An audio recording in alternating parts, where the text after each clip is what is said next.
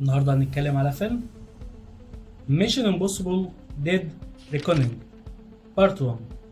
وخلي بالكم كويس من بارت 1 دي، الفيلم ده ترتيبه في سلسلتنا الشهيرة هو الجزء السابع، وهل لازم اكون شايف الاجزاء اللي قبل كده قبل ما اتفرج على الفيلم ده ولا لا؟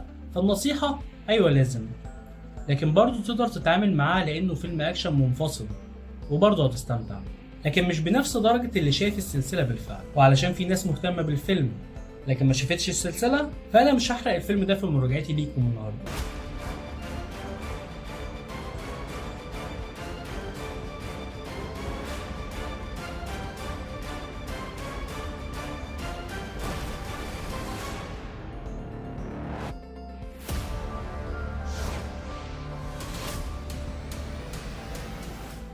نيجي بقى للفيلم.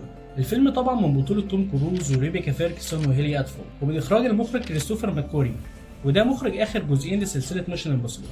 نقطة مهمة، الفيلم ده جاي في وقت بيحقق فيه توم كروز نجاحات كبيرة جدا مؤخرا، خصوصا بفيلمه الأخير توب جان مافريك، واللي حقق مكاسب كبيرة جدا على مستوى العالم. فيا ترى الفيلم ده بقى هيكمل توم كروز في تحقيق نفس النجاحات ولا لأ؟ ده اللي هنعرفه في مراجعتنا النهارده. قصة الفيلم هي القصة اللي متعودين نشوفها في معظم أفلام ميشن امبوسيبل، سلاح فتاك بيحاول بطلنا إيثان هانت إنه يمنع وقوعه في الإيد الغلط، بس المرة دي السلاح أقوى من كل مرة. الخطر المرة دي هو الأقوى والأخطر على إيثان هانت وفريقه كله. لا ثواني، الخطر المرة دي هو الأشرس على كل العالم، مش بس في الفيلم، ده تهديد وتخوف ناس كتير وعلماء أكتر بس في الواقع. توم كروز اختار في الفيلم ده انه يناقش مشكله وتخوف حقيقي موجود عند العالم كله دلوقتي، وقدر يخليني وانا بشوف الفيلم ان اشوف معاه مستقبل البشريه اللي بالفعل مهدد بالخطر، اللي المفروض بطلنا يحاول يقضي عليه. تبقى قاعد تتفرج على الفيلم ومش عارف تخاف على ايثان وفريقه ولا تخاف من تطور الكيان الخارق ده في الحقيقه، واللي ساعتها هنوصل لنفس المصير اللي بنتفرج عليه في شاشه سينما، بس المره دي هيكون على ارض الواقع. توم كروز في الفيلم ده هيديك مشاهد اكشن حلوه جدا، صادمه ومفاجاه كعاده مشاهد الاكشن والمطاردات في السلسله كلها. ممكن مش بنفس زخم ميشن امبوسيبل فول اوت اللي شفنا فيه مشاهد من امتع مشاهد الاكشن والمطاردات في فيلم اكشن، لكن المره دي الفيلم فيه دراما اكتر، فيه حوار اكتر، فيه تحضير اكتر لجزء جاي ما اعتقدش اننا هنعرف نلاقي وقت فيه غير للدمار اللي هيسببه الكيان الغامض ده، وازاي هيحاول بطلنا انه يتصدى القوة هي الاخطر والاذكى على كوكب الارض كله. هي مراجعة قلبت رعب كده ليه؟ حد يبلغ ايلون ماسك انه ينجز في موضوع استعمار المريخ ده يا جماعة، علشان شكلنا هنجيب دولة في الكوكب ده قريب. نرجع لبطلنا والفيلم ده. زي ما شفنا في التريلر، فتوم كروز كعادته هيديك كام مشهد اكشن يخلوك تقف بجد بكل احترام لمسيرة والتفان الراجل ده في شغله على مدار سنين. ففي الفيلم ده مثلا بنشوفه بيجري وينط من فوق جبل بالموتوسيكل بتاعه، والمشهد ده هو عامله بجد. لا ده كمان قعد المشهد 6 مرات علشان يطلع بالجمال اللي هتشوفوه في السينما ده، ويقول لك 61 سنة. ده جري في الفيلم خلى العضلة الضمة شدت عندي وانا بتفرج عليه. يا عم عيب بقى، يا عم اهمت شوية.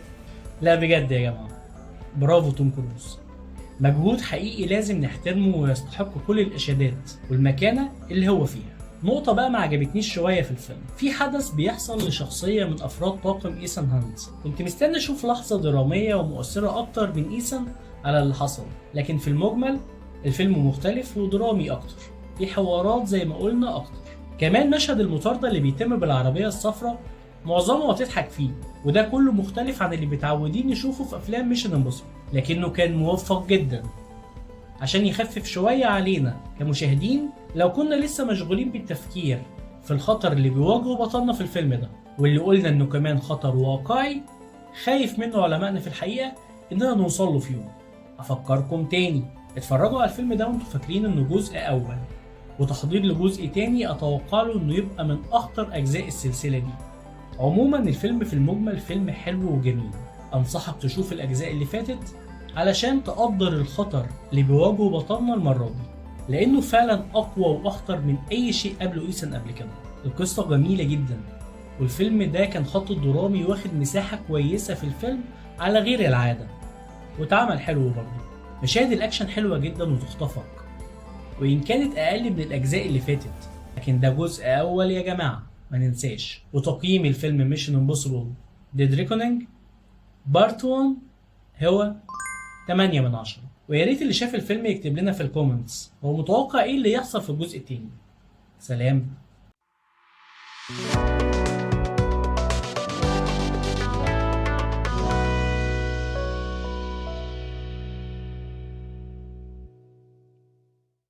الفيلم ده بقى تعبني في موعد نزوله جدا. فمثلا كان ميعاد نزول الفيلم ده المفروض يكون 14 يوليو، بعد كده من شهرين قالوا لنا لا هينزل 12 يوليو، بعد كده اتفاجئ بيه يوم السبت في السينما اللي جنبي الساعة 10:30 بالليل. وهو قدم ميعاد الفيلم بالمنظر ده 10 ايام قبل فيلم اوبنهايمر عشان يحاول ياخد اكبر قدر من الوقت في قاعات الاي ماكس.